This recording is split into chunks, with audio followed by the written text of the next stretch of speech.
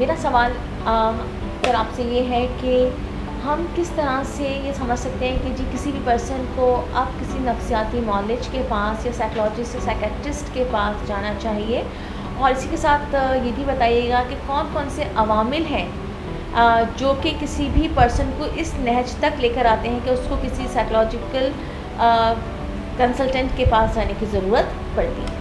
ज़िंदगी हर लम्हे हमें किसी न किसी आजमाइश से गुजार रही होती है। उस आजमाइश के ऊपर हम कैसे नबर आज़मा होते हैं और उससे कैसे गुज़रते हैं। अगर उस आजमाइश को हम अपनी मदद आपके तहत हल कर लेते हैं तो बहुत अच्छी बात है, लेकिन अगर ज़िंदगी इस तरह रुक गई है कि 2 हफ्ते से ज़्यादा हो गए और हम अपने उन आजमाइशों को और अपने उन मसाइल को हल नहीं कर पा रहे, अब इसका मतलब ये है कि हमें ज़रूरत है कि किसी ऐसे माहिर ज़हनी सेहत के पास जाया जाए जो हमें ये बता सके कि हम अपनी इस मुश्किल से कैसे निकलेंगे। वहाँ से आपको ये पता लग जाएगा कि मुझे किसके पास जाना है। हो सकता है ये मसला आप आपने अपने दोस्त से डिस्कस किया हो, अपने घर वालों से डिस्कस किया हो और उसके बाद उनको हल नहीं समझ में आ रहा हो, यानी वो भी आपको उसका हल नहीं बता पा रहे हो। तो अब जिस तरह हम बाकी किसी स्पेशलिस्ट के पास जाते हैं अपनी बीमारी को लेके या अपने मसाइल को लेके, इसी तरह हमें अपने इन जहनी उलझनों के मसाइल के हल के लिए किसी माहिर ज़हनी सेहत के पास जाना चाहिए। मैं आपसे एक सवाल करना चाहूँगी कि हमें माहिर ज़हनी सेहत के पास जाने की ज़रूरत पड़ती है जब हम खुद अपने मसाइल का हल नहीं कर सकते, लेकिन कुछ लोग बहुत रेजिस्टेंट होते हैं कि हमें नहीं जाना और उनके पास ऐसा टैबू बना हुआ है कि हम चले गए ना तो हम पागल करार दिए जाएंगे। तो ये है कि ऐसे लोग जो ठीक होना ही नहीं चाहते, जो एक्नॉलेज ही नहीं करते कि हमारे साथ ये मसला हो गया है, अब मैं कांस्टेंट डिप्रेशन में रह रहा हूँ लेकिन मैं डॉक्टर के पास नहीं जाऊँगा क्योंकि पागल डॉक्टर के पास जाऊँगा तो फिर लोग मुझे इस तरह से समझेंगे। ऐसे लोगों को किस तरह से काउंसिल या गाइड किया जाए कि उनके दिमाग से ये टैबू हट जाए? आपकी बात दुरुस्त है कि हम डिनाइल फेज़ में हैं, बहुत सारी हकीकतें हमारे सामने हैं और हम डिनाइल फेज़ में। मैं आपको एक मिसकॉन्सेप्शन बताता हूँ, प्रॉब्ली इस सवाल से इसका डायरेक्ट ताल्लुक़ ना हो। हम एक बात हमेशा बड़ी डिस्कस करते हैं कि जब रसूल पाक सल्लल्लाहु अलैहि वसल्लम की बेइज्जत हुई थी तो दुनिया पूरी जहालत में डूबी हुई थी। ऐसे ही था, हम उसको तारीकी का दौर कहते हैं, हम उसको जहालत का दौर कहते हैं। जबकि उस वक्त फारस, ईरान जिसको हम फारस कहते हैं, फारस ईरान की हुकूमतें और रोम की हुकूमतें 2 सुपर पावर हुआ करती थी। जिस वक्त वहाँ पर फ़लसफ़े से लेके और इल्म तक और तिब तक उरूज पे था, उस वक्त भी 2 सुपर पावर्स थी जिनको बाद में अरब ने ज़ेर नगी किया। तो फिर हम ये जो बात कहते हैं कि वो जहालत के अंधेरों में थे, तो वो कौन सी जहालत के अंधेरों में थे? हक़ को नहीं पहचानते थे। ला इल्मी इस बात का दलील नहीं है कि आपको मालूम नहीं है। जहालत का ये मतलब नहीं है कि आप ला इल्म हैं। जहालत का मतलब ये है कि आपको मालूम है लेकिन आप उसका इनकार करते हैं। हक़ का इनकार करना जहालत का नाम है। यही बात आपके इस सवाल के ऊपर जो आपने जो सवाल किया था कि जी लोग क्या कहेंगे, टैबू है तो इसलिए मुझे नहीं जाना चाहिए, तो ये जहालत होगी। क्योंकि आज के दौर में जहाँ आप गूगल करके अपने सिम्टम्स मालूम कर सकते हैं और फिर भी एक शख्स ये कहे कि मैं इलाज के लिए नहीं जाऊँगा तो इसको जहालत नहीं कहेंगे तो क्या कहेंगे? दूसरी चीज़ ये है कि किसने ये कहा है कि इंस्टाग्राम के ऊपर जिस तरह तुम अपने नहाने की तस्वीर लगा रहे हो और खाने की तस्वीर लगा रहे हो और उठने की तस्वीर लगा रहे हो, ये तस्वीर भी लगाओ कि मैं माहिर नफ्सियात के पास जा रहा हूँ? किसने कहा? रब ताला ये कह रहा है कि मैं सत्तारुल उयूब हूँ, मैं तुम्हारे ऐबों पर पर्दा डालता हूँ, तुम्हें क्या ज़रूरत है गा के बताने की कि मैं जा रहा हूँ? आप ना बताएं। आप वैसे बहाना करके 100 दफ़ा जाते हैं, वैसे आप बीवी से बहाना करके गायब हो जाते हैं, बच्चे बहाना करके स्कूल से गायब हो जाते हैं, फिर ख़वातीन बहाना करके शॉपिंग के ऊपर जो है वो चली जाती हैं। तो इसके ऊपर आप भी कोई बहाना करके गायब हो जाए और जाके किसी माहिर ज़हनी सेहत के पास कंसल्ट करके आ जाएं और कंसल्ट करके आने के बाद आप अपने दिखाए तो क्यों बता रहे हैं? सवाल ये है कि ये तो जब होगा ना जब आप जाके बताएंगे कि मैं किसी के पास गया था और उसके साथ ये हुआ। क्यों बता रहे हैं? ना बताएं। आपको सिम्टम्स पता लग गए, गूगलेबल सिम्टम्स हैं, आप जाएं, अपने आप को एड्रेस करें और घर में आने के बाद आपको कोई ज़रूरत ही नहीं है, आप गोल कर जाएं, बिल्कुल गोल कर जाएं कि मैं कहाँ गया था या मैं कहाँ गई थी। और अब तो कोविड के बाद से ऑनलाइन है। एवरेज मैं आपको बता रहा हूँ, एवरेज आपको पता है इसका एवरेज क्या है? सोशल मीडिया की या फ़ोन की, जिसके अंदर आपके पास व्हाट्सएप है, यूट्यूब है और फेसबुक है, 5.5 आवर्स पर डे एवरेज ऐसे ही है ना। तो 5.5 घंटे आपका फ़ोन बताता है, 5.5 घंटे आपका फ़ोन बता रहा है कि आप फ़ोन के साथ कितनी देर चिपके रहते हैं। तो उसमें से आधा घंटा निकाल के किसी से बात कर लें, अपने प्रॉब्लम को सॉल्व कर लें, अगर आपको ये सॉल्व करने में इंटरेस्ट है तो जी। सर, कज़न मैरिजेस जो होती हैं तो उसे कहा जाता है कि कज़न मैरिजेस जब किए जाती हैं, जब कज़न्स ख़ानदान में शादियाँ की जाती हैं तो साइकोलॉजिकल या फिज़िकल डिसेबिलिटी हो जाती है। इस बात में कितनी हकीकत है? ये बात जो है वो एक चीज़ इसको जहन में रखें कि एक चीज़ जहन साजी की जाती है, यानी आपको ऐसी बहुत सारी चीज़ें बार बार इस तवातुर से बताई जाती हैं कि आपका इसके ऊपर बिलीफ बन जाए। उसके पीछे कोई ना कोई एक ऐसी साइंटिफिक स्टडी, जो कि अभी साइंटिफिक मफरूज़ात होते हैं या थ्योरी होती है, और उसको आपको ये पेश करने की कोशिश की जाती है यही हकीकत है। जैसे डार्विन की थ्योरी, ऐसे ही है ना, और ऐसे बहुत सारी एवोल्यूशन थ्योरीज़ हैं जिसको इसी तरह पेश किया जाता है। मैं एक बात बड़ा सिंपल जानता हूँ, और वो है अल्लज़ीना युमिनूना बिलग़ैब, ऐ ईमान वालों ले आओ ईमान गैब के ऊपर।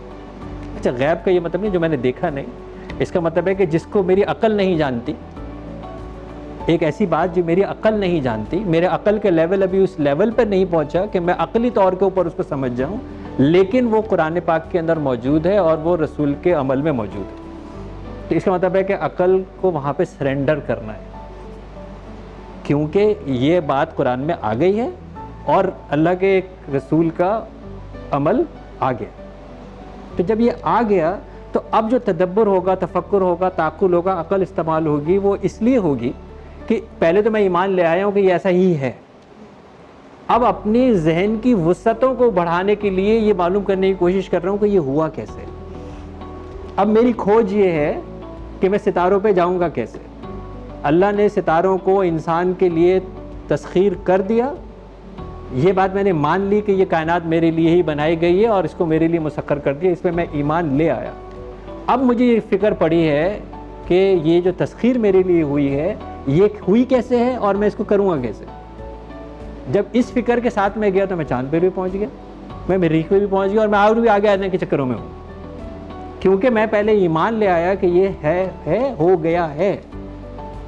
3500 साल पहले 1600 किलोमीटर के ऊपर मैटर मूव कर चुका है हज़रत सलमान अलैहिस्सलाम के दरबार में। तख्त सबा यमन से उठ के बैतुल मक़दिस पहुंच गया पलक झपकते में। अब मैंने ईमान ले आया कि ऐसा हो चुका है। अब मेरी ये फ़िक्र हुई है कि ये होगा कैसे, जब मैं करने की कोशिश करूँगा। और अब ये है कि मैं अगर आज मिसाइल की स्पीड पे जाऊँ तो मैं आधे घंटे के अंदर अमेरिका में लैंड कर जाऊँगा।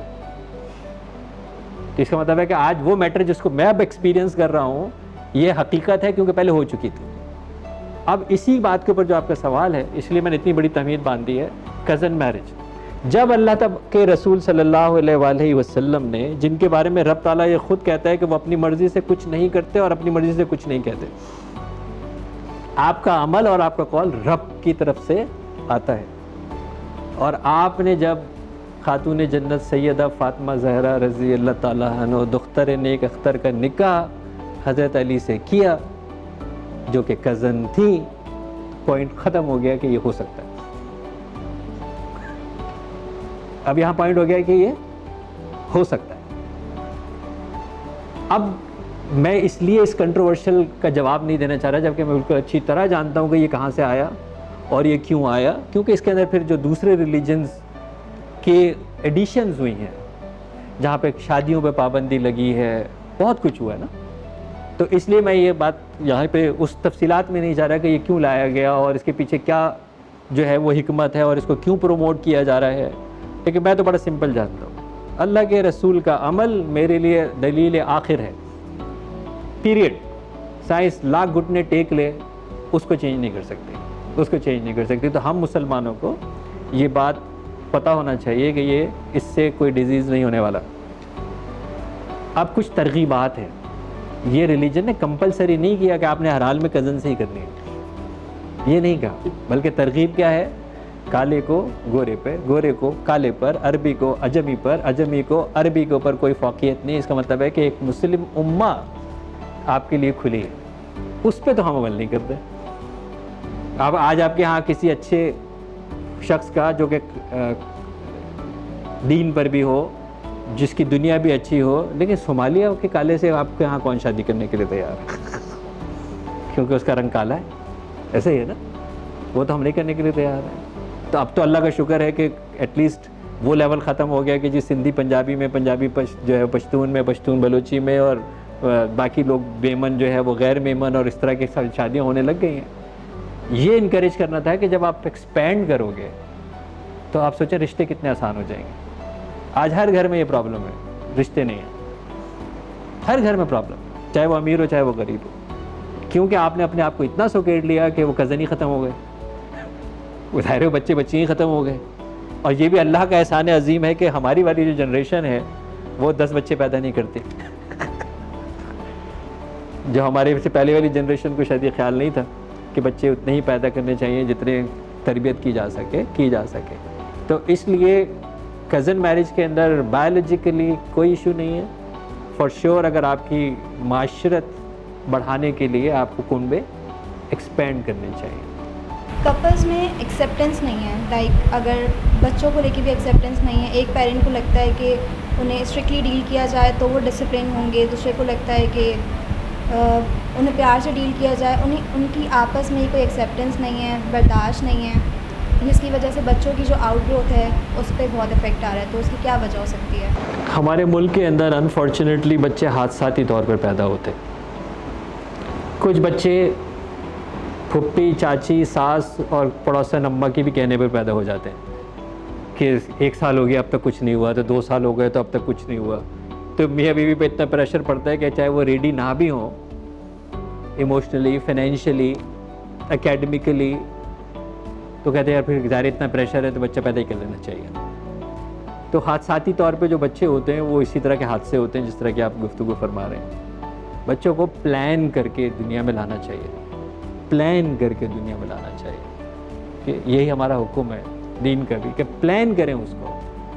कब आपके पास टाइम निकलेगा, कब आप टाइम देंगे, ये माँ बाप की जो रिस्पॉन्सिबिलिटीज़ हैं शेयर कैसे होंगी, क्योंकि अब दोनों की जिम्मेदारी है, हो सकता है दोनों काम करते हो, तो कैसे इसकी तरबियत होगी। अच्छा, फिर ये उसका हक़ है और वालिदैन का फ़र्ज़ है, और दुनिया और आखिरत में इस पर सवाल होने वाला है उस बच्चे के साथ क्या हुआ है। ये तो हमारे यहाँ कोई बताता ही नहीं है कि जनाब ये इस तरबियत के ऊपर जब तक वो बालिग नहीं होता आपका हिसाब होगा। हिसाब अगर आज बालिग होने से पहले अगर बच्चा जुर्म करता है, माँ बाप को पकड़ते हैं या नहीं पकड़ते? कानून पकड़ता है ना, और आखिरत में भी पकड़ेगा। तो इसका मतलब ये कि आप ये बगैर प्लानिंग के लाई क्यों? और अब आ गया है तो अब आपकी ये प्राइम जिम्मेदारी है कि आप उसकी तरबियत के लिए पहले तो कुछ सीखें, पहले आपस में बैठें, एक पेज के ऊपर आएँ, और उसके बाद फिर ये बताएं कि हमने क्या करना है, कौन से स्कूल में डालना है, कौन से मदरसे में डालना है, किस तरह पढ़ाना है, घर के डिसिप्लिन्स को किस तरह सिखाना है। अच्छा, ये क्यों नहीं हो पा रहा? इसलिए कि बच्चा तो एक रीज़न है, जैसे गिलास टूटना तो एक रीज़न है, बर्तन गिरना एक रीज़न है, मसला दोनों का है, मसला उस बच्चे का नहीं है। बच्चे पे तो बेचारे पे उतर रही है कहानी। मसला उन दोनों का है, वो दोनों अलाइंड नहीं है, उन दोनों के बीच में कम्युनिकेशन गैप है, वो दोनों एक दूसरे को नहीं समझ पा रहे, बाज़ दफ़ा एक दूसरे को समझा नहीं पा रहे। प्रेशर इस दुनिया के अंदर जिस वक्त हम रह रहे हैं डेली प्रेशर्स हैं, वो प्रेशर एक ले सकता है, एक नहीं ले पाता। कभी कोई मजबूत होता है, कभी कोई कमज़ोर पड़ जाता है। उसी टाइम के लिए ये पार्टनर्स बनाए थे। पार्टनर्स इसलिए बनाए थे कि जब ये दोनों मिलके ही गाड़ी चलाएंगे, और जब कोई एक इमोशनली अप डाउन होगा, जब कोई फाइनेंशियली अप डाउन होगा, जब कोई एकेडमिकली अप डाउन होगा, कोई लॉजिकली अप डाउन होगा, तो दूसरा उसको सपोर्ट करेगा। हमारा मफरूज़ा ही शादी का गलत है। हम समझते हैं जिनसी आसूदगी के लिए शादी का काम किया गया है, जबकि ये पार्टनरशिप के लिए, कंपेनियनशिप के लिए, घर बनाने के लिए, औलाद को लाने के लिए, यूनिट बनाने के लिए, फलाई माशरा बनाने के लिए, इसलिए इनको मियाँ बीवी बनाया था। ये तो हमारे किसी ने बताया ही नहीं है। तो अब जब इग्नोरेंस है, और अल्लाह करे इस तरह के प्रोग्रामों से लोगों को आगाही मिल जाए कि भाई अब हमें ये चाहिए कि हम बैठ के उस बच्चे को जिसके हम जिम्मेदार हैं, जिसके हम जवाबदेह हैं, जिस पे हमें सवाल होगा, आइए उसकी वेल बीइंग के लिए हम बैठ के पहले डिस्कस करें और उसके बाद फिर बच्चे की तरबियत का कोई प्लान बनाएं। जिस तरह बाकी प्लान्स बनाते हैं इस तरह हम कोई प्लान्स जो है वो बनाएं। सर मेरा सवाल ये है आपसे कि लाइफ पार्टनर की पर्सनैलिटी अपोजिट होनी चाहिए, यानी कि एक रोमांटिक है तो दूसरा अनरोमांटिक हो। मेरा आपसे काउंटर सवाल ये है कि ये सवाल की बुनियाद क्या थी, कहाँ से आया ये? मतलब हमने ये सुना है ना कि two opposite pole attract with each other, तो इसकी एग्जाम्पल लोग ऐसे ही देते हैं, तो क्या अपोजिट होने से अट्रैक्शन होती है? बड़ा ज़बरदस्त सवाल है कि मैग्नेट के दो पोल्स ऑपोजिट होते हैं तो ही सर्किट कंप्लीट होता है। सेम पोल्स जो है वो रिपल्स करेंगे ना, एक दूसरे को अट्रैक्ट नहीं करेंगे। ये मैग्नेट के लिए तो सही है, ये फिज़िकल बॉडी के लिए भी सही है, ये उसूल मैटर के लिए है, ये उसूल मैटर के लिए है। यानी जब हम एक मैटर की बात करेंगे, जब हम एक मादे की बात करेंगे, जब हम फिज़िक्स की बात करेंगे, फिज़िकल वर्ल्ड की बात करेंगे, तो ऐसा ही है जैसा आप कह रहे हैं। क्योंकि दिन और रात की पहचान ही जब होगी जब दिन होगा और रात होगी, वरना आप पहचानेंगे कैसे कि दिन और रात, हम रात में से दिन को निकालते हैं, कुरान कहता है ना। तो इसका मतलब ये है कि हमें पहचान कब होगी मैटर की या मटेरियल वर्ल्ड की या फिज़िकल वर्ल्ड की, कि जब हमारे पास ये ऑपोजिट मिलेंगे। लेकिन जिस पार्टनरशिप की हम बात कर रहे हैं, जिस इमोशनल वर्ल्ड की बात कर रहे हैं, जिस कंपेनियनशिप की बात कर रहे हैं, वहाँ जो क्राइटेरिया है सबसे पहले वो है कंपेनियनशिप, वो है अंडरस्टैंडिंग। बल्कि शकील उर्दू के अंदर कहते हैं मेलाने तबा, कि यानी ये मेल किस चीज़ से मिलता है, तबीयत किस चीज़ से मिलती है, तैयब क्या चीज़ लगती है, तब आके आपको ये लगेगा कि हाँ यार ये दोनों हम आहंग हैं। कि नॉर्मली अगर आप ये देखते हैं कि जो डिफरेंट बैकग्राउंड के लोग होते हैं अपने प्रोफेशन की वजह से उनको चैलेंजेस हो रहे होते हैं। एक लड़की है वो आर्टिस्ट है, वो उसको पोइट्री अच्छी लगती है, उसको म्यूज़िक अच्छा लगता है, उसको कुकिंग अच्छी लगती है, वो फाइन आर्ट्स की गुंदी हुई बच्ची है। और जो लड़का है वो सॉफ्टवेयर डेवलपर है, वो चार्टेड अकाउंटेंट है, उसको सिवाय 10 नंबर का और कुछ नहीं आता। और वो कहती है सर वो मेरा शौहर एक्सप्रेस ही नहीं करता। मैंने बेटे क्या एक्सप्रेस करेगा, उसको सिर्फ नंबर आते हैं। उसको तो कुछ आते ही नहीं है। उसकी सारी कंडीशनिंग ये सारी ज़िंदगी उसके अब्बा ने कहा मैथ्स मैथ्स मैथ्स मैथ्स। जब ड्राइंग उसने की उसकी पिटाई लगी है। हमारे यही करते ना, कैसा पागल बच्चा उल्टी चीज लगी रही, बता रहा पहाड़े पढ़, टेबल्स टेबल्स पढ़, टेबल्स नंबर से क्या है उसको, तो वो एक्सप्रेस कैसे करेगा। तो ये बात है कि जी ऑपोजिट होना ज़रूरी है जब मिलेंगे, अगर ऑपोजिट होंगे तो प्रॉब्लम आएगी। बट सेम टाइम क्योंकि आपने रिलेशनशिप की बात की है, रिलेशनशिप के अंदर ऐसे केसेस हमारे पास बड़े कॉमन आते हैं जो सेम प्रोफेशन के हैं और आपस में उलझ रहे हैं। सेम प्रोफेशन के, अच्छा सेम प्रोफेशन के आपस में उलझते इतने नहीं है जितने सेम जगह पे काम करने पे उलझते हैं। यानी आपको एक इंसान को स्पेस चाहिए, उसको चाहिए, लड़की चाहती है, बीवी चाहती है कि थोड़ी देर के लिए शौहर दफ़ा हो जाए ताकि मैं अपने कुछ पर्सनल काम कर लूँ। लेकिन जब आप 24 घंटे ऑफिस में भी साथ हैं और घर में भी साथ हैं तो आप बहुत साथ हैं तो इसलिए आपको गैप नहीं मिल रहा होता।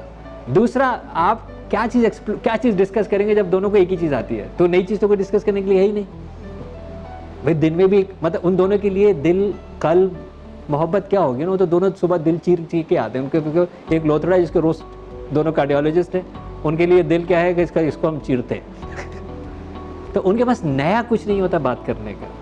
ये है कि जी अगर उनके पास किसी के पास एक डिफरेंट टॉपिक हो तो आज हम कोई नई चीज़ जो है वो बात कर सकें। और फिर बाज़ दफ़ा एक हमारे यहाँ अनफॉर्चुनेटली पाकिस्तान में या साउथ एशिया में या मिडल ईस्ट में इसलिए प्रॉब्लम आते हैं कि हमारे एक मर्द की एक फॉल्स ईगो भी है और बच्चियों को ज़्यादा पता होता है। अगर वो कोई काम की ज़्यादा बात करती है उन्हीं के प्रोफेशन में, कहेगा अच्छा भैया अब तुम ही मुझे पढ़ाओगी, तुम्हें ज़्यादा पता है। उसकी खामा में उसको एक वो इशू आता है अगर सेम प्रोफेशन के सेम जगह के ऊपर काम कर रहे हैं। अदरवाइज ऑपोजिट, अगर दो बिल्कुल ऑपोजिट होंगे तो वो नहीं मिलेंगे, बल्कि हो सकता है वो अपने दो ऑपोजिट से कहीं इधर उधर ना मिल जाए जी बेटा। जी सर, मेरा सवाल है सर आपसे। सर आजकल एक चीज़ बहुत ज़्यादा देखने में आ रही है कि जब बच्चा ओवर एनर्जेटिक हो, ठीक है, वो खेल रहा है, इधर से उधर घूम फिर रहा है, अगर अपनी कुर्सी पे नहीं बैठता तो उसको आराम से ADHD या हाइपर एक्टिव लेबल लगा दिया जाता है। और यही चीज़ें पेरेंट्स भी बोल रहे होते हैं, जबकि साथ in the same time teachers भी यही चीज़ करते हैं, जिस पे बच्चे पे वो टैग लाजमन लग जाता है। सिमिलरली अगर बच्चा आप उसे आवाज़ दे रहे हैं, उस पर जवाब नहीं देता, तो सीधा ऑटिज़म में वो आ जाता है। सर, मैं आपसे ये जानना चाहती हूँ कि ये चीज़ बच्चे को लेबल करना किस हद तक बेहतर है, और इनको अगर नहीं बेहतर तो किस तरीके से हम अवेयर कर सकते हैं? बेटा, काश जो है वो हमें और हमारे जो स्कूल्स हैं और हमारे जो मदारिस हैं, वहाँ पे सबसे पहला सबक सूरह हुजरात हो, जहाँ पे इतनी सख्त वईद है इवन नेम कॉलिंग की। और हमारे यहाँ इतना खूबसूरत नाम है बिलाल, सैयदना बिलाल हबशी का आप मकाम देखें कि रसूल पाक सल्लल्लाहु अलैहि वसल्लम की सवारी की जन्नत में बाग सैयदना बिलाल हबशी रज़ी अल्लाह ताला अन्हु के पास। आप ज़रा मकाम बिलाल देखें। अब किसी ने उसका नाम रखा है बिलाल, तो कितना खूबसूरत नाम है, कितना इज्जत से लेने वाला नाम है।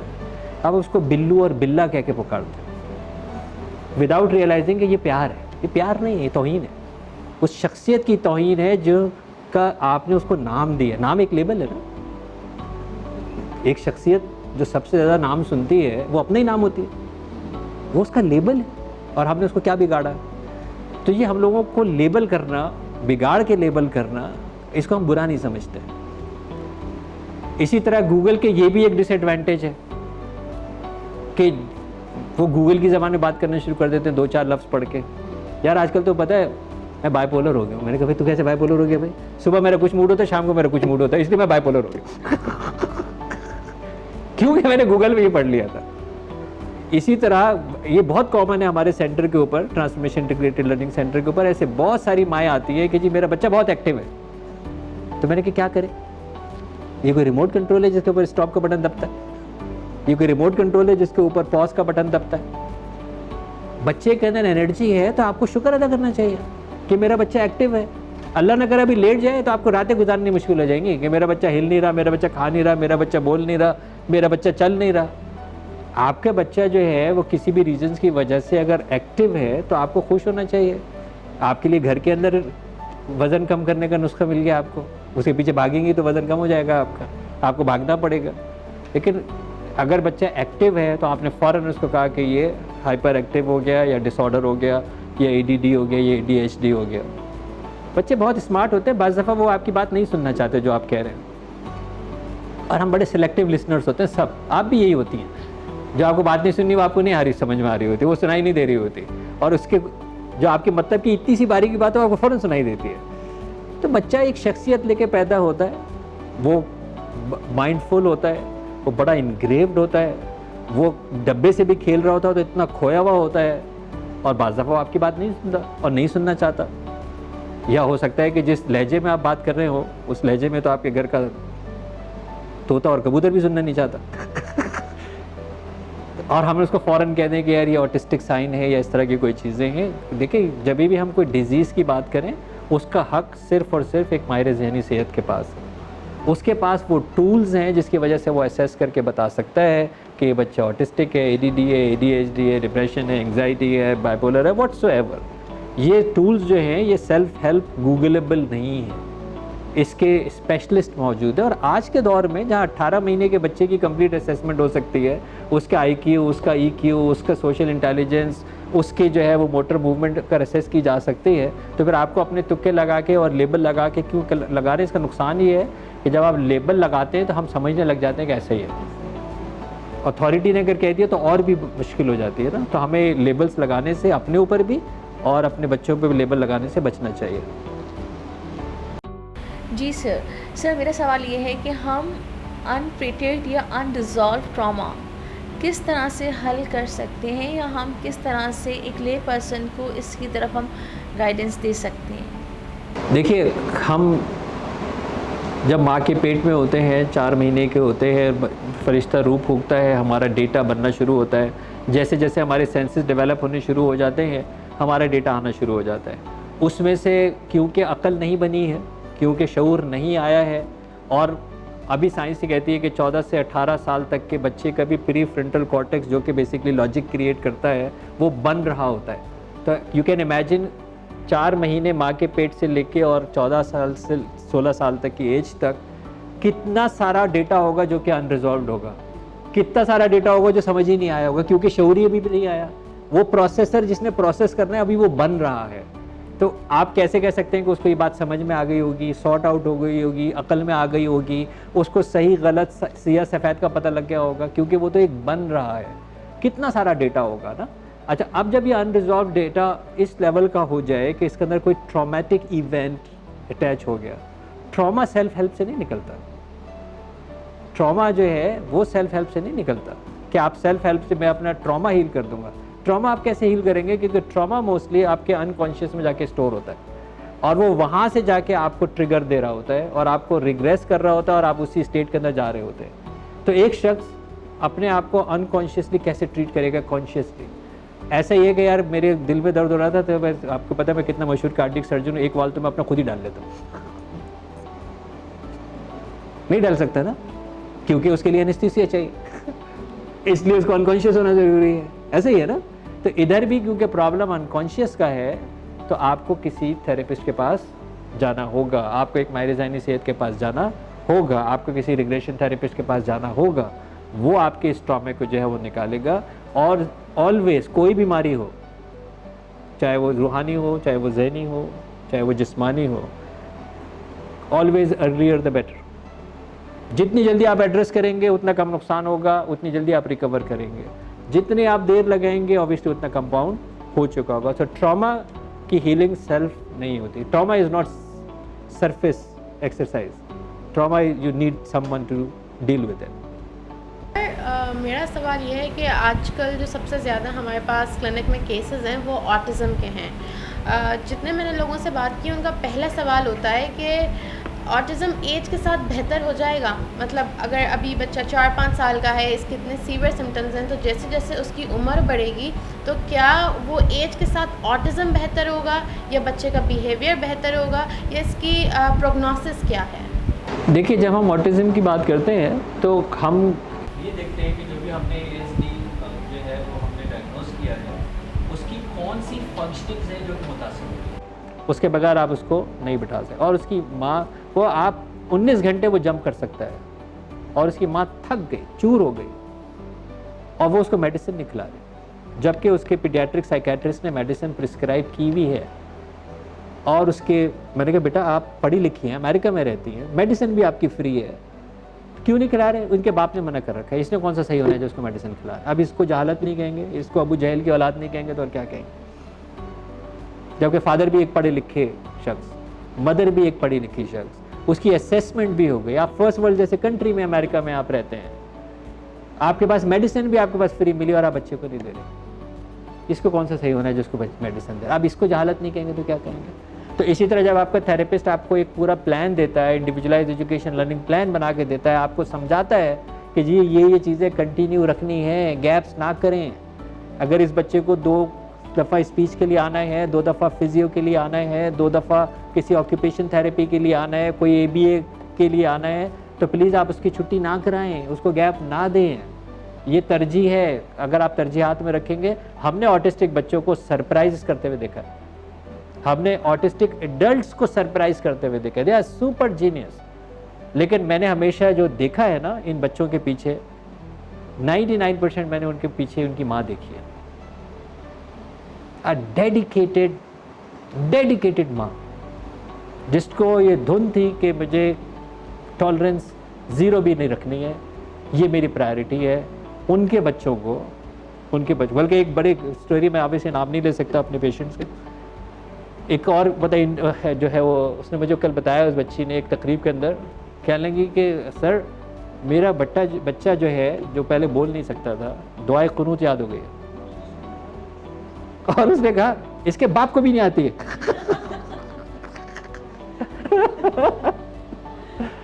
लेकिन उस सारी का जो क्रेडिट था ना उसकी माँ थी, क्योंकि मुझे अच्छी तरह पता है कि उसने अपनी ज़िंदगी लगा दी उस बच्चे को उस लेवल पे पहुंचाने के लिए। और she is so excited and she was so happy when she is explaining this. तो अगर जो माएँ या जो प्राइमरी केयर गिवर है, अगर वो इतनी मेहनत करेगा तो ये बच्चा क्या, कोई भी बच्चा जो है वो जो है ना प्रोग्रेस देगा ही देगा। सर मेरा सवाल है कि क्या हमें इस बात की फ़िक्र करनी चाहिए कि लोग हमारे बारे में क्या सोचते हैं? हाँ जी, बिल्कुल करनी चाहिए। अगर ये जनरलाइज सवाल है कि लोग मेरे बारे में क्या सोचते हैं तो करनी चाहिए। सोचिए ना, अगर आप मेरे पास माशाल्लाह 6 बेटियां मेरे सामने बैठी हैं और मैं बनियान पहन के बैठ जाऊँ, मुझे फ़िक्र करनी चाहिए या नहीं करनी चाहिए? मुझे ये फ़िक्र करनी चाहिए कि अगर मैं कोई बेहुदा बात करूँगा तो ये क्या सोचेंगे, मुझे फ़िक्र करनी चाहिए। ऐसे ही है ना। तो इस माशरे के अंदर हम ये कहें कि हमें किसी की फ़िक्र नहीं करनी चाहिए, नहीं, ऐसा नहीं है। हमें पैदा होते के साथ ही हमारे पर कवानीन लागू हो जाते हैं। We are always under the law.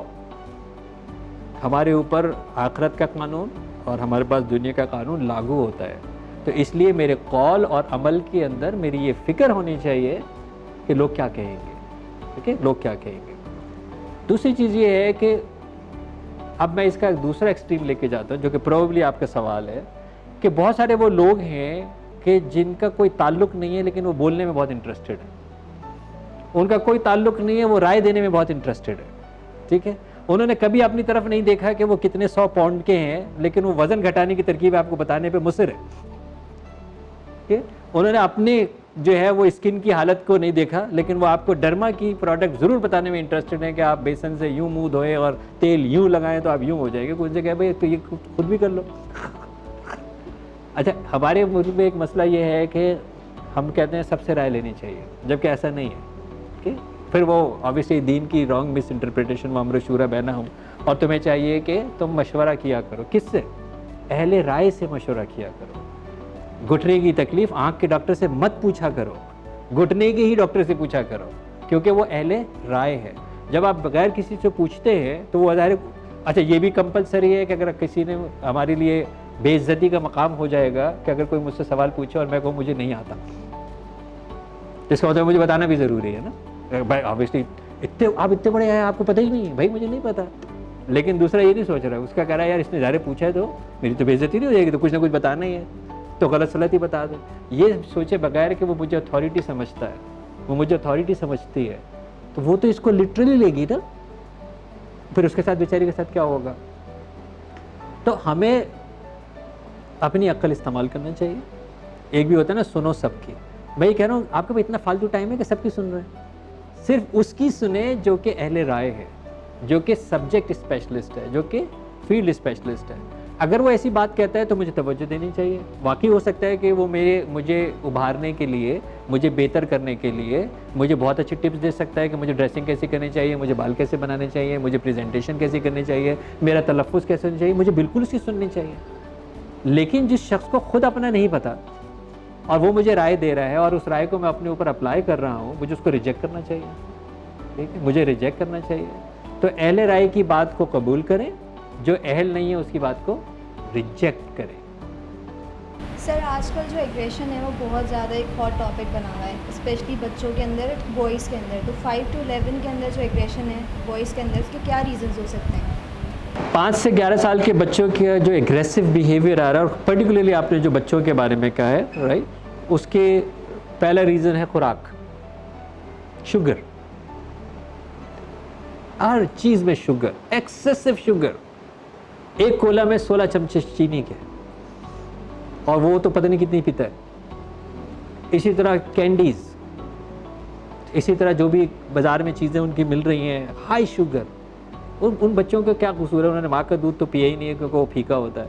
उन्हें डब्बे का दूध पिया जिसमें चीनी डाली गई है। जुल्म देखें आप उनके ऊपर, उनको नशे का, शुगर का आदी बनाया गया है, राइट। शुगर हाइपर करती है, सबको पता है शुगर क्या करती है, शुगर हाइपर करती है। तो पहले तो फूड है। दूसरा जंक फूड, अनफॉर्चुनेटली किचन आबाद नहीं है जैसे होने चाहिए थे।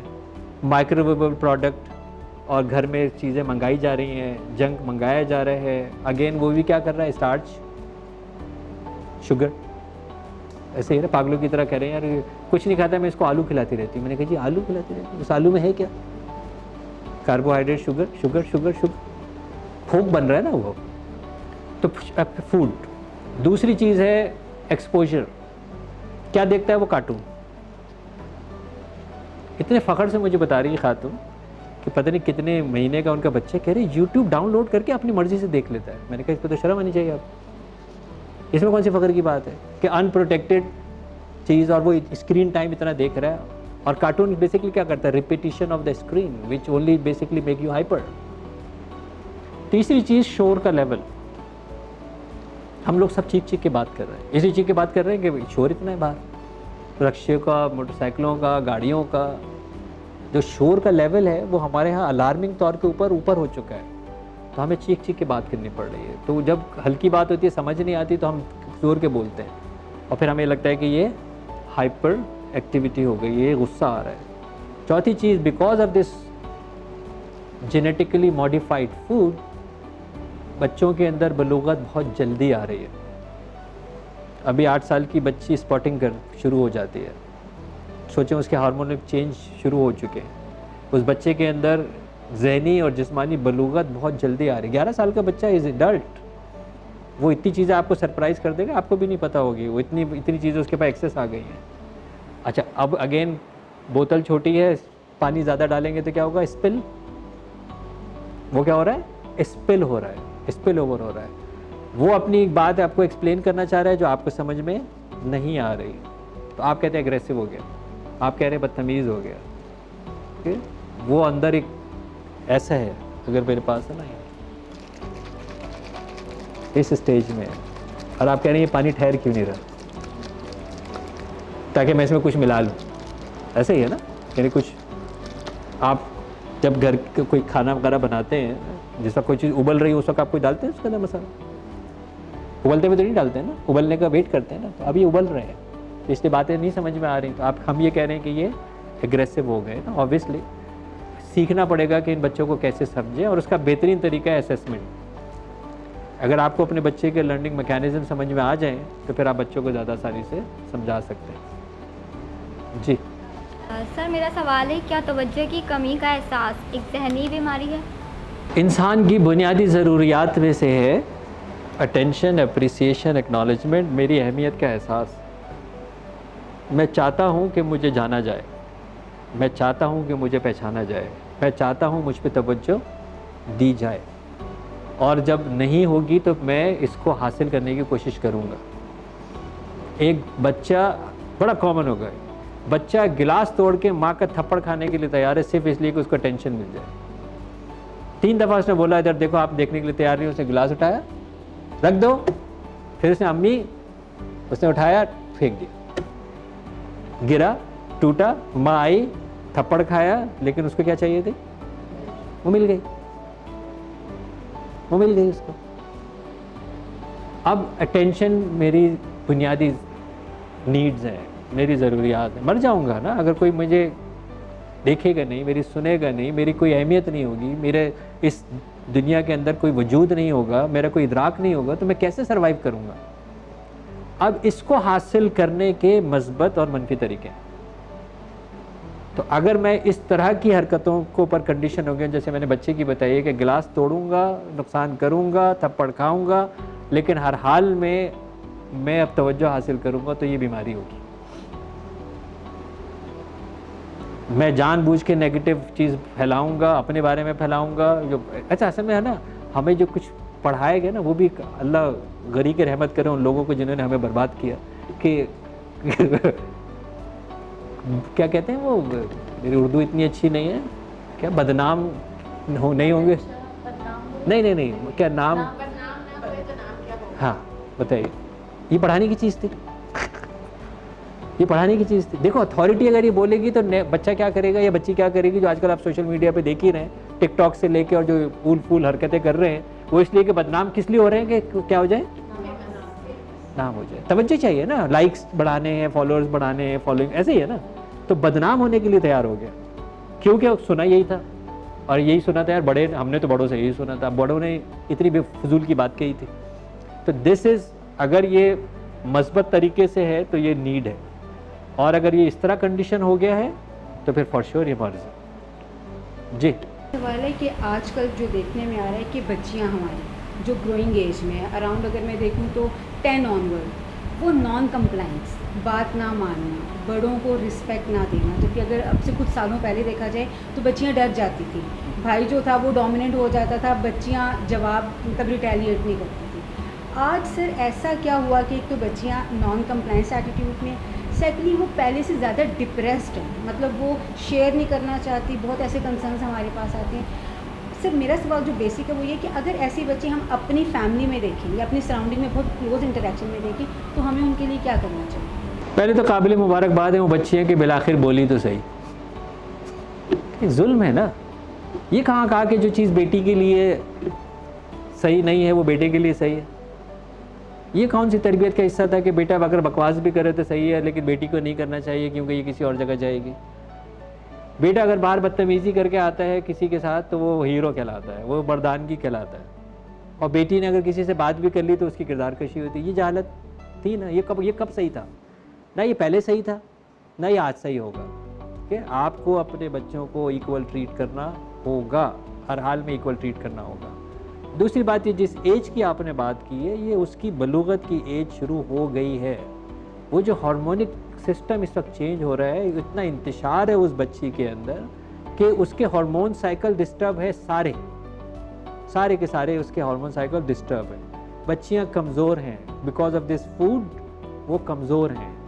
तो जब आप ये बच्ची खुद इस ऐसे तगय्युर से गुजर रही है उस वक्त आप ये चाह रहे हैं कि ये सरेंडर भी कर जाए, उस वक्त आप ये चाह रहे हैं कि वो अपनी बात को एक्सप्रेस ना करे, वो सिर्फ इसलिए खामोश हो जाए कि वो लड़की है। भाई खामोश वो होगा जो कि गलत होगा। आपको उसको सिखाना होगा कि उसको अपनी बात कैसे बोलनी है, लेकिन अगर आप ये बोलें कि वो बोले ना तो फिर ये फट रही है वो बच्ची। दूसरी बात, मैंने अपने 27 साल के एक्सपीरियंस के अंदर वो बच्ची किसी ना किसी को कॉपी कर रही है और वो आपको करीबी मिल जाएगी, वो जड़ आपको करीबी मिल जाएगी। वो चाहे उसकी माँ हो, चाहे उसकी भाभी हो, नंद हो, सास हो, खाला हो, पुप्पी हो, उसके मोहल्ले की हो, उसके अब्बा की पुरानी कोई गर्लफ्रेंड हो, वो आपको वहीं मिल जाएगी कॉपी जो कर रही है। This is basically a copy. तो आप ये समझ लीजिए कि वो किसको कॉपी कर रही है और फिर वो कसूरवार होगा जिसकी वो कॉपी कर रही है। आप ये कह रहे हैं कि उसको तो हम कह नहीं सकते, लेकिन देखिए बच्ची ऐसे हो गई है, बाप सिगरेट पी रहा है लेकिन बेटे को नहीं पीनी चाहिए। क्यों भाई, क्यों नहीं पीनी चाहिए बेटे को? अगर आप समझते हैं ये सही है तो बेटा भी पिएगा ना। किस लॉजिक से आप उसको मना करेंगे कि जो खाला कह रही है वो तो ठीक है? अच्छा, आप या तो आप खाला को बैठा के कहें सबके बीच में कि यार ये चीज़ जो तुमने कही है ये हमें एक्सेप्टेबल नहीं है, प्लस आप हमारे घर में भी वेलकम नहीं है। नहीं, बेटी को आप कहें कि नहीं बेटा ये है तो गलत लेकिन खाला के लिए सही है, और वो आज की बच्ची आज के दौर में ये मान ले, और नहीं माने तो बदतमीज़। नहीं, ऐसा नहीं। क्या मोहब्बत में पागलपन और जहनी मर्ज में कोई फ़र्क होता है? अगर है तो इसकी शनाख्त कैसे हो सकती है कि ये पागलपन है ये या ये मोहब्बत में जुनून है? ये इमोशंस की जो इंतहा है ये हर हाल में गलत है।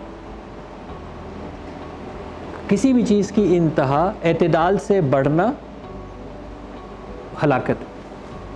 अल्लाहुम्मुत्तकासुर हत्ता ज़ुरतुमुल मक़ाबिर, कसरत की तलब यहाँ तक पहुँची कि वो पूरी न हुई हत्ता कि तुम कब्र में जा पहुँचे। तो ये जो कसरत की तलब है ना, अगेन अल्लाह ताला गरीक़ रहमत करे हम उन बुज़ुर्गों को जिन्होंने हमें तबाह व बर्बाद किया। हमने ये सुना मोहब्बत और जंग में सब कुछ जायज़ है, इससे ज़्यादा बेवकूफ़ाना बात शायद मैंने ज़िंदगी में न सुनी। मुझ पे कानून लागू होता है। कुर्बान जाए सरकार आलम सल्लल्लाहु अलैहि वसल्लम पे बदर फतह होने के बाद जंग के उसूल बताए। उस माशरे के अंदर जहाँ पे सिर्फ तबाही की जाती थी, बताए दरख्त को हाथ नहीं लगाया जाएगा, आग नहीं लगाई जाएगी, बुजुर्ग औरत बच्चे को हाथ नहीं लगाया जाएगा, जो तुम पे हाथ नहीं उठा रहा उसको हाथ नहीं लगाया जाएगा। जीतने के बाद, जंग जीतने के बाद आपने उसूल बताए दुनिया के कि जी ये लॉ है जो अप्लाई किस पे हो रहा है? फातेह पे, जंग जीतने के बाद। तो ये फजूल जुमला कैसे हो सकता है कि जंग में सब जायज़ है और मोहब्बत में जो है सब। अच्छा, जो मोहब्बत में है ना ये बड़े ड्रामा लोग होते हैं। मेरी नहीं हुई तो तुम्हारे मुंह पे तेजाब फेंक दूंगा, फिर किस बात की मोहब्बत थी भाई? वाह वाह वाह वाह वाह मुझे तुम्हें इतनी मोहब्बत है, अगर मेरी नहीं तो तुम पे तेजाब फेंक दूंगा। हाँ हाँ हाँ हाँ, कितनी अच्छी मोहब्बत है। ये वाकई पागलपन है, ये काबिल इलाज है। इनको इलाज पे लाना चाहिए, और नहीं आ रहे तो इंजेक्शन लगा के लाना चाहिए। इस वाले लोगों को जो कहते हैं कि मैं तेजाब फेंक दूंगा, इसका मतलब है उसकी दिमागी हालत सही नहीं है, बिल्कुल सही नहीं। भाई कोई ज़ाब्ते हैं, कोई कानून है। मोहब्बत ऐसे नहीं है मैं जिसको दिल चाहे उठा के ले जाऊं, कोई जंगल है ये। दो आदमियों का एक दूसरे को कबूल करना तो रिलेशनशिप बनता है, इसमें कौन सा जबर होगा। ठीक है, वो क्या हमेशा आते थे सर मेरी बिल्कुल तैयारी है, मैं बिल्कुल 100% रेडी हूँ। कितना 100% रेडी सर, मैं तो राजी हूँ ना। अरे भाई तू राजी हो गए तो सब राजी हो गए, तो मैं चाह रहा हूँ ना, तो आपके जाने से क्या होता है। तो फॉर श्योर अगर कोई किसी के जहन में ये नहीं आ रहा कि पाने का मतलब कब्जा नहीं है, पाने का मतलब जीतना है, और दिल जीता जाता है, जिस्म नहीं जीता जाता।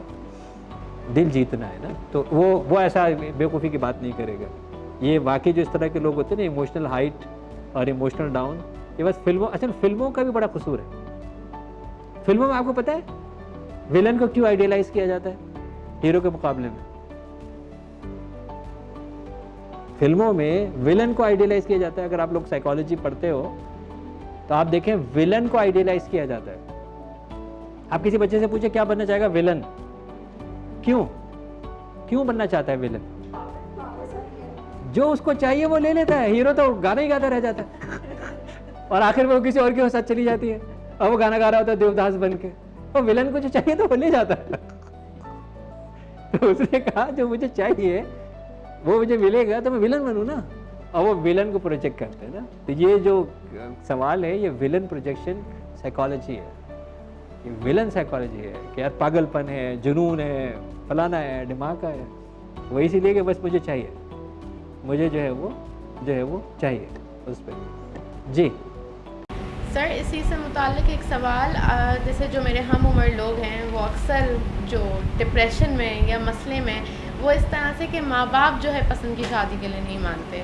तो ये है कि हमारे इस्लाम में भी है हर हाल में लड़की की मर्ज़ी देखी जाए, लेकिन ये जो हमारी पाकिस्तानी सोसाइटी है ना, इसमें जो माँ बाप होते हैं वो इस चीज़ को अभी तक कंसिडर नहीं करते। वो अभी तक इतने कंजर्वेटिव हैं कि यही चीज़ सोची जाती है जो हमने फ़ैसला किया है वही बेहतर है, और ना लड़के की पसंद ज़्यादा देखी जाती है। लड़का कहता है हम नहीं कर सकते क्योंकि माँ बाप नहीं एग्री करते, और लड़की की तरफ से भी यही मसले मसाइल आते हैं। अब ये है कि दुनिया कहाँ से कहाँ पहुँच गई है, लेकिन अभी तक यहाँ पे जो बच्चे बच्चियाँ हैं उनको अपनी पसंद की शादी की इजाज़त नहीं है।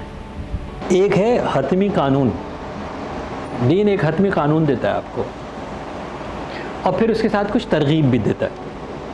यानी एक ये आपका कानूनी राइट है और ये रिकमेंडेशंस है। ठीक है, अब रिकमेंडेशंस कैसे बनती हैं? जैसे कल्चर है, तहज़ीब है, तमद्दुन है, अगर ये रिलीजन से नहीं टकराता तो रिलीजन इसको इनकरेज करता है कि एक अच्छी सोसाइटी की तहज़ीब होनी चाहिए, तमद्दुन होना चाहिए, कल्चर होना चाहिए। अगर वो दीन से नहीं टकराता है तो दीन इसको इनकरेज करता है, सकाफ़त को इनकरेज करता है। एक ऐसी सोसाइटी के अंदर जहाँ शादी फैमिलीज़ के बीच में होती है, ठीक है, हमारे माशरे में अभी भी शादी फैमिलीज़ के बीच में होती है, ऐसा ही है ना। मतलब हमारे यहाँ शादियों में अभी भी आपको पता है कितने लोग आते हैं, 400 500 1000 लोग नज़र आ रहे होते हैं शादियों में। इसका क्या मतलब है इतने लोगों को क्यों बुलाया? ये लड़का लड़की ने अकेले तो जाके अंगूठी नहीं बनाई है। इसका मतलब है ख़ानदानों को क्यों बुलाया है? क्योंकि शादी ख़ानदानों के बीच में होती है। तो अगर शादी ख़ानदानों के बीच में होनी है तो फिर ख़ानदानों की राय की अहमियत होनी चाहिए। फिर तो ज़ाहिर है उन माँ बाप की राय की अहमियत होनी चाहिए। अगर आपको उनके साथ रहना है, अगर आपको उसी घर में रहना है जो आपके बाप का है, तो फिर ज़ाहिर है उनकी अहमियत होगी। ऐसा तो नहीं हो सकता ना कि मैं सुनूंगा बाप की नहीं लेकिन रहूँगा बाप के घर, ऐसा तो नहीं हो सकता ना। हमने ये देखा है कि जहाँ पे माँ बाप की मर्ज़ी होती है, जहाँ पे माँ बाप की दुआएं होती हैं, जहाँ पे माँ बाप की मोहब्बत होती है, वो रिश्ते ज़्यादा देर तक चलते हैं बनिस्बत इसके कि जिन्होंने बिल्कुल अलग जाके भाग के और ये शादी कर ली कि क्योंकि मेरा राइट है। इसमें कोई डाउट नहीं है कि दीन आपको राइट देता है कि आप जाके शादी कर सकते हैं, आप दोनों बालिग हैं तो। इसमें कोई डाउट नहीं है कि मुल्की कानून, दुनिया का हर मुल्की कानून आपको इस बात की इजाज़त देता है कि आप जाइए और जाके आप शादी कर सकते हैं। यह आपका राइट है, इसमें कोई डिनायबल नहीं है, लेकिन उसके कंसिक्वेंसेस भी तो कुछ हैं। भाग के शादी करना, माँ बाप के बगैर शादी करना, ख़ानदानों के बगैर शादी करना, उनकी डिवोर्स रेट भी देख लीजिए, उनके आपस के इश्यूज़ भी देख लीजिए। हमारे पास मैरिज काउंसलिंग के जितने केसेस आते हैं, आप लोगों के पास भी आते हैं, आप ज़रा देख लीजिए कि जिन्होंने अपनी पसंद की शादियाँ की हैं वो कितनी जल्दी उनके साथ इश्यूज़ आए हैं और अब वो किस तरह अलग अलग रास्ते चुन रहे हैं और अब पलट के कहाँ जाएंगे। सवाल ये है, ख़ास तौर से लड़कियों को मैं ये कह रहा हूँ, बच्चियों को मैं कह रहा हूँ, बेटी का बाप हूँ इसलिए मैं आपको कह रहा हूँ कि लड़का जो है इस माशरे के अंदर फिर एक्सेप्ट कर लिया जाता है। अनफॉर्चुनेटली भटक गया था, वही भगा के ले गई होगी। मेरा बच्चा तो कभी था ही नहीं ऐसा। आ मेरा चांद, तेरे लिए तो मैं अच्छी लड़की लेके आती हूँ, खाला की बेटी वैसी कब से बैठी। उसके साथ क्या होगा बेटा, तुम्हारे साथ क्या होगा? तुमने जो घर छोड़ा था वो तो घर मोहल्ला कोई भी तुम्हें लेने के लिए तैयार नहीं है ना। अब तुम कहाँ जाओगे? अब कहाँ जाओगे? तो मेरा राइट है, लेकिन मेरे साथ कुछ अकल भी होनी चाहिए। मैं अपने ड्राइवर्स को कहता हूँ कि भाई इस शहर के अंदर हर आदमी को जल्दी है, मुझे नहीं है, तो ना तुम्हें सिग्नल तोड़ना है, ना तुम्हें तेज़ चलाना है, और अगर कोई आपको रास्ता नहीं दे रहा और आपका रास्ता है तो आप उसको रास्ता दे दें। मेरी कोई बेइज्जती नहीं हो रही, मेरी जान मेरी गाड़ी ज़्यादा बेहतर है कि महफूज रहे, बजाय इसके कोई पागलपन के ऊपर मैं रेस लगाऊँ और मैं बाहर निकल के बताऊँ कि तेरा हक है या नहीं है। तो इसका मतलब है कि जब आप अपने माशरे में रहते हैं तो आप अपने माशरे के साथ चलें। सेम टाइम मैं अपने पेरेंट्स को बड़ा कन्विंस करता हूँ, मैं ये बताता हूँ कि देखें क्राइटेरिया मेरी तो मेरी इस वीडियो के नीचे मेरा लिंक लगा दीजिएगा अगेन दोबारा, क्या है वो बंदे दा पुत्र। मैंने 12 क्राइटेरिया बताए हैं कि अगर ये क्राइटेरिया के ऊपर आपका जो लड़का अगर पूरा उतरता है तो खुदारा उससे शादी कर दें, इससे अच्छा रिश्ता नहीं मिलेगा। ये कोई नहीं है कि वो लड़की ने कहा है। जब सरकार आलम सल्लल्लाहु अलैहि वसल्लम का रिश्ता हज़रत खदीजा भेज सकती है, खातून भेज सकती हैं, तो आप कौन हैं ये कहने के लिए कि लड़की को रिश्ता नहीं भेजना चाहिए या लड़की को प्रपोज नहीं करना चाहिए? ना सोचे तो सही। तो अगर ये लड़का सही है, इन क्राइटेरिया पे पूरा उतर रहा है, तो फिर आपको पहले आपको पता है आपका लीगल राइट नहीं है, तो फिर आप इसको कंसिडर करें। अब ये झूठी अनस से बाहर निकलें, राइट, झूठी अनस से इसको बाहर निकलें और इसको रिश्ते को होने दें, रिश्ता उनको करने दें, राइट। लेकिन माँ बाप, मैंने आपको कहना है, ये मेरे ख्याल में जो हमारी वाली जनरेशन में थोड़े बहुत जरासीम रह गए, अगली में यह नहीं आएगा सवाल। मेरे बच्चे जब यहाँ पे बैठ के प्रोग्राम कर रहे होंगे तो ये वाला सवाल आएगा ही नहीं। ये वो जो कैरी फॉरवर्ड हो रहा है ना हमारा, कंफ्यूज लोग जो कि हिंदुस्तान में आबाद हुए, फिर ज़ाहिर है वहाँ से कन्वर्ट हुए, right. Obviously majority of the people Hindustan के अंदर कन्वर्ट हुए ना, बाय बर्थ तो मुसलमान नहीं है, कन्वर्ट हुए होंगे ना, जो हमारे आबा अजदाद आए होंगे कहीं से भी हिंदुस्तान के अंदर, तो वो कन्वर्ट हुए। तो बहुत सारी चीज़ें कन्वर्जन के अंदर बीच में रहती हैं, वो कल्चर से बड़े मुतासिर हैं। फिर एक और हिजरत हो गई, पाकिस्तान आ गए, तो बहुत सारे लोग अपने जिस्म को यहाँ ले आए, लेकिन अपनी बहुत सारे जहन वहीं छोड़ के आ गए। जैसे हम live most of my life in north America, तो वहाँ ऐसे बहुत सारे लोग हैं कि जिनका जिस्म कनाडा में है, लेकिन बाकी सारी जहनियत उनकी पाकिस्तान की। वो कंफ्यूज्ड लोग, ना वो उधर के हैं ना वो इधर के हैं। तो ये वाली जो प्रॉब्लम आ रहा है, ये प्रॉब्लम नेक्स्ट जनरेशन के ऊपर वाला प्रॉब्लम नहीं आएगा, क्योंकि उनको समझ में आएगा। आज वो बच्चा समझदार है, बालिग है, अपने सही गलत समझता है, आपकी रिस्पेक्ट करता है, ड्यू रिस्पेक्ट करता है। लेकिन वो आपकी गलत बात मान लेगा तो फिर चैलेंज होगा। जी जनाब। मेरा सवाल ये कि हम किस तरह से डिफरेंशिएट कर सकते हैं कि हमारे पास जो भी पर्सन आया या कोई भी ले पर्सन भी किस तरह से इस चीज़ को समझ सकता है कि किसी भी पर्सन के अगर एबनॉर्मल बिहेवियर हैं जो नॉर्म से हटकर हैं, ठीक है, तो वो नफ्सियाती तौर पर है या उसमें कुछ असरात का असर है, जादू टोने का असर है, जिन्नात या जिन भूत परीत का असर है। तो हम किस तरह से तमीज़ कर सकते हैं कि इसको हमें बाबा जी के पास लेकर जाना है या इसको हमें साइकोलॉजिस्ट साइकेट्रिस्ट के पास लेकर आना है? देखिए, जो हमारा बीइंग है वो है बॉडी, माइंड एंड सोल, जिसको हम बीइंग कहते हैं। यानी इंसान एक मुरक्कब है जिस्म का, जहन का और रूह का। हम कोई भी ऐसी बीमारी जो जिस्म के ऊपर असरात लेके आ रही है, यानी अगर उसको एंग्जाइटी की वजह से अल्सर हो चुका है, उसकी वॉमिटिंग हो रही है, उसको नौजिया हो रहा है, उसको बुखार हो रहा है, उसको एलर्जी हो रही है, ये जिस भी रीज़न की वजह से हो, लेकिन अब बॉडी के ऊपर सिम्टम्स आ गए ना, तो इसका मतलब है कि सबसे पहले किससे चेक कराना पड़ेगा? फिजिकल मेडिकल डॉक्टर से, ताकि हमें सबसे पहले क्या रूल आउट करना पड़ेगा? जिस्म के ऊपर जो हो रहा है वो क्या हो रहा है और उसको कैसे हम ट्रीट करेंगे। सेकंड फेज के ऊपर हम जाएंगे कि ये माइंड के ऊपर कैसे लेके जाएंगे, जहन के ऊपर कैसे लेके जाएंगे, नफ्सियात के ऊपर कैसे लेके जाएंगे कि ये किसी नफ्सियाती वजह से तो ये अलामात नहीं है जो कि अब जिस्म पर भी जाहिर हो रही है, ठीक है, खौफ है, फियर्स हैं, एंग्जाइटीज़ हैं, ट्रॉमाज हैं, इवेंट्स हैं, सो एंड सो फोर्थ। अब अगर हमें ये समझ में आ गया कि जनाब जिस्म भी रूल आउट कर रहा है कि ऐसा कुछ नहीं है, कोई हर फंक्शनिंग प्रॉपर है, अब दर्द उसको जो है वो फील हो रहा है, लेकिन हमने सारी असेसमेंट कर ली और हमने कहा ये साइकोसोमेटिक इश्यू नज़र आता है कि कोई फिजिकल दर्द जो है वो नहीं है, लेकिन तड़प रहा है एक शख्स, तो अब हमें समझ में आता है कि ये असरात का असर हो सकता है और ये सोल का हो सकता है, ये रूहानी मसला भी हो सकता है। बहुत कम होता है लेकिन होता है। उसके लिए बहुत सिंपल है, आप मेरे नीचे दिए हुए गए लिंक के ऊपर से बैरिश शिफा डाउनलोड कर लीजिए। उसके ऊपर मैंने टेस्ट पूरे जो है वो बता दिए हैं, क्योंकि वीडियो बहुत लंबी हो जाएगी अगर उसमें वीडियो करूंगा, या अगर मेरे कोई लिंक हुआ होगा उसमें मैंने अलामात बताई होंगी तो आप वो सर्च कर लीजिएगा। लेकिन उसके ऊपर मैंने ये टेस्ट आपको घर के अंदर बड़े आसान उर्दू ज़बान में बता दिया है कि आप कैसे टेस्ट कर सकते हैं कि ये नफ्सियाती है या ये असरात है और इसका इलाज क्या होना चाहिए। जी सर, हमारे जो है आजकल जैसे कहा जाता है कि 30+ हैं तो मैच्योर हैं, और 20 के बाद ही कह दिया जाता है कि मैच्योर हो गए हैं ये, बट जो हमारे पास केसेस आते हैं वो 30+ भी जो है उनमें डिसीजन मेकिंग की कमी है। लाइक आप सोचेंगे कि एज बड़ी है फिर भी डिसीजन मेकिंग नहीं है, तो उसकी क्या वजूहत हो सकती हैं? बेटा एज का तजर्बे से तो कोई ताल्लुक ही नहीं है।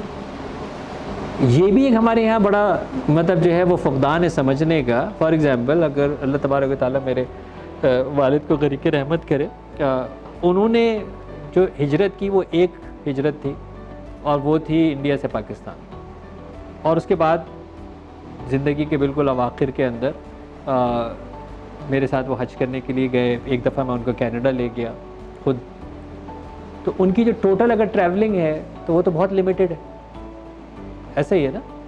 और मुझे अब शायद कोई मुल्क याद नहीं है जहाँ मैं गया नहीं हूँ, तो मेरी ट्रैवलिंग जो है वो बिल्कुल अनलिमिटेड हो चुकी है मेरी सारी ज़िंदगी के अंदर। 15 साल की एज से मैं ट्रैवल कर रहा हूँ, just like 40 years now I am been travelling. तो अगर किसी को ट्रैवल के बारे में मालूम करना होगा तो मेरे फादर ज़्यादा बेहतर जवाब देंगे या मैं ज़्यादा बेहतर जवाब दूँगा? मेरे फादर ने जो मुझे बिज़नेस सिखाया, जो मुझे कारोबार सिखाया, जो मुझे विजडम सिखाई, जो मुझे हिकमत सिखाई, वो मैं सिलिकॉन वैली के अंदर पढ़ाता रहा हूँ।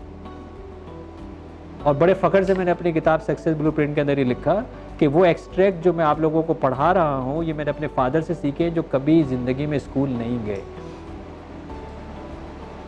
तो अगर हमारा एक्सपोजर नहीं है तो उम्र का कोई ताल्लुक नहीं।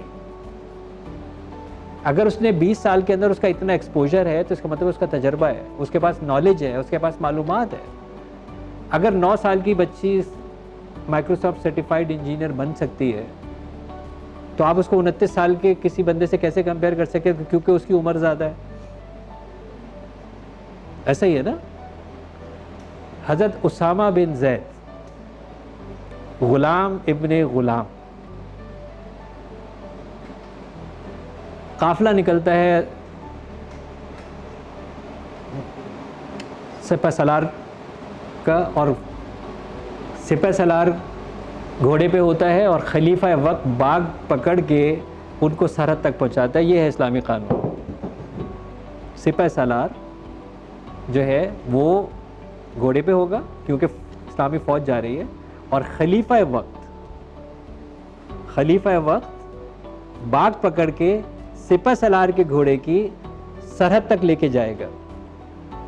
सिपह सलार हैं हज़रत उसामा बिन ज़ैद, और खलीफा वक्त और खलीफा सानी हज़रत अबू बकर रज़ी अल्लाह ताला अन्हु और हज़रत उमर फ़ारूक रज़ी अल्लाह ताला अन्हु बाग पकड़ के लेके जा रहे हैं घोड़े की। और हज़रत उसामा कौन है?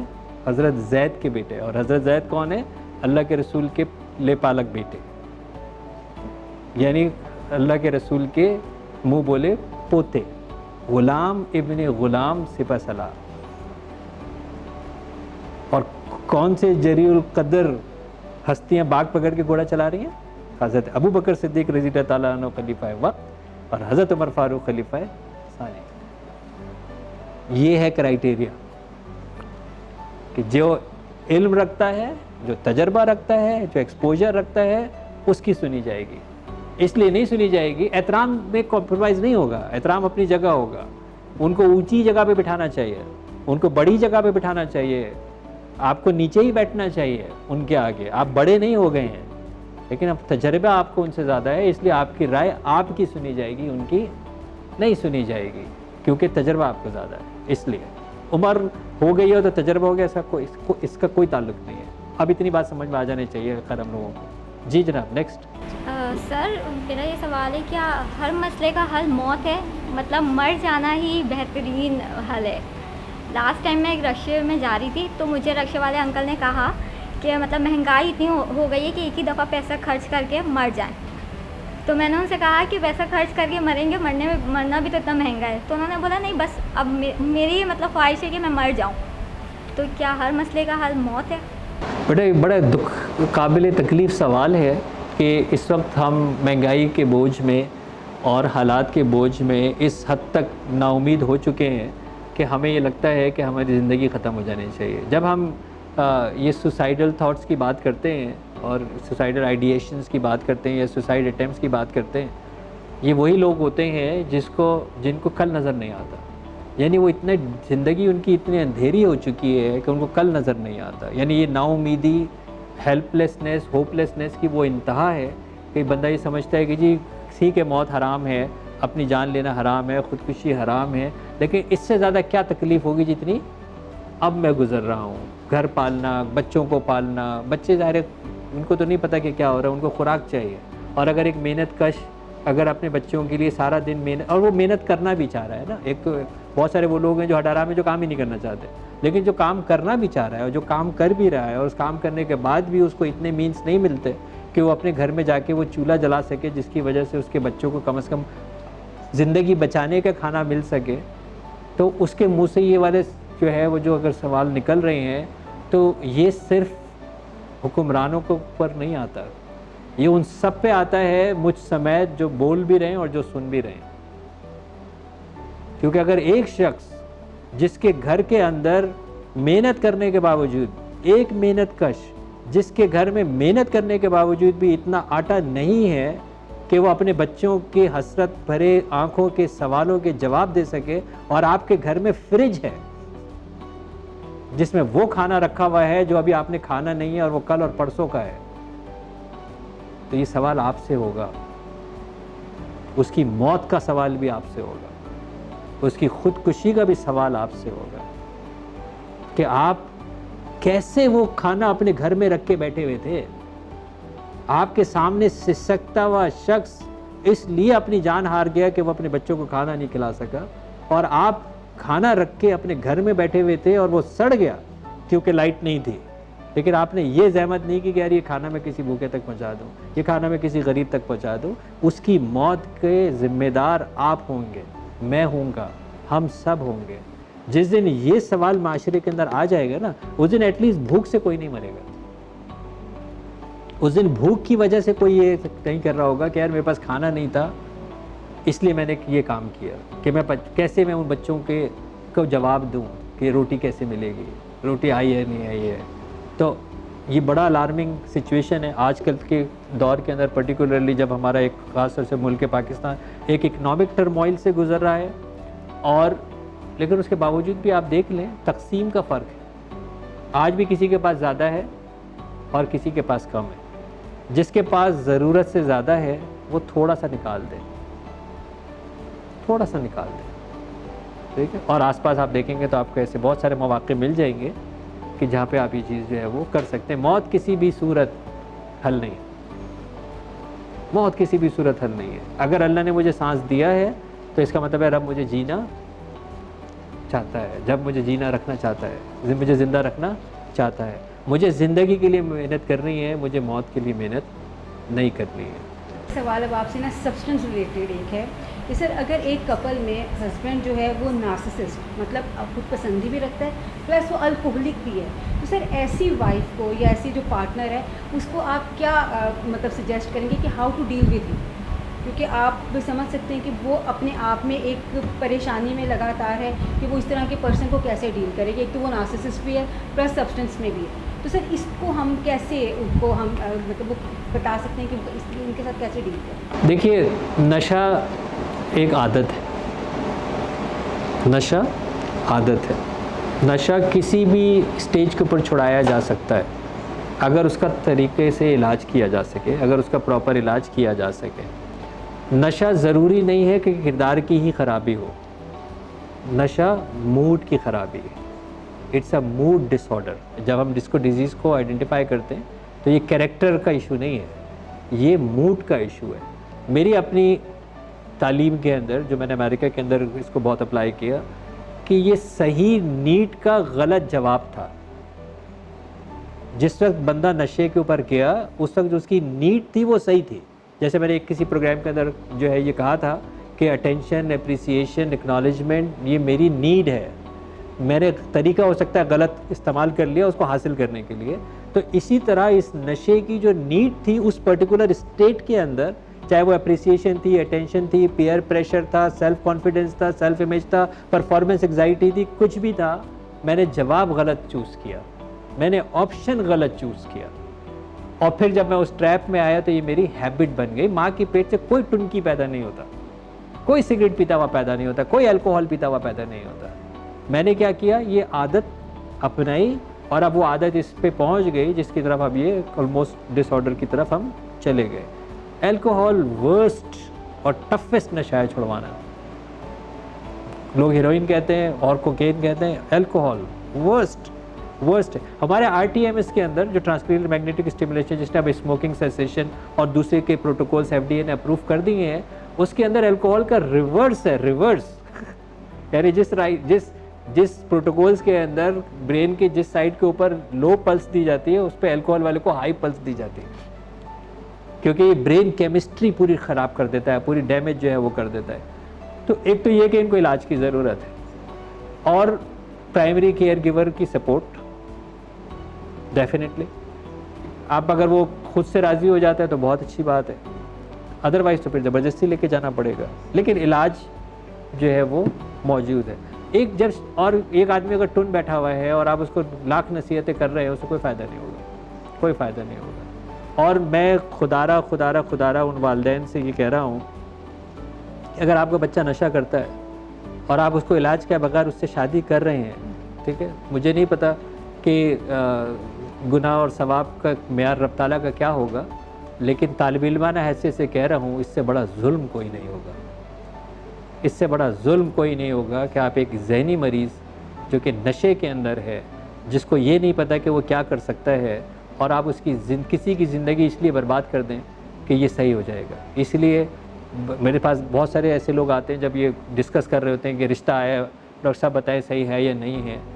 नशा मेरा पहला क्राइटेरिया है, no until it is treated, until it is treated. Treatment करें, उसके बाद सर्टिफिकेट लें हमसे। जिस दिन हम कहें कि ये क्लीन, क्लियर, इंटीग्रेटेड है, फिर शौक से करें, ज़रूर करें। बल्कि फिर तो बहुत अच्छी बात है कि वो पलट के वापस आया है, वो ज़रूर करें, वो रिजेक्ट नहीं करना है हमने उसको। लेकिन ड्यूरिंग दैट प्रोसेस कि मैंने इलाज नहीं कराना लेकिन मैं शादी कर दूँ, नो नो नो। ठीक है जी, थैंक यू।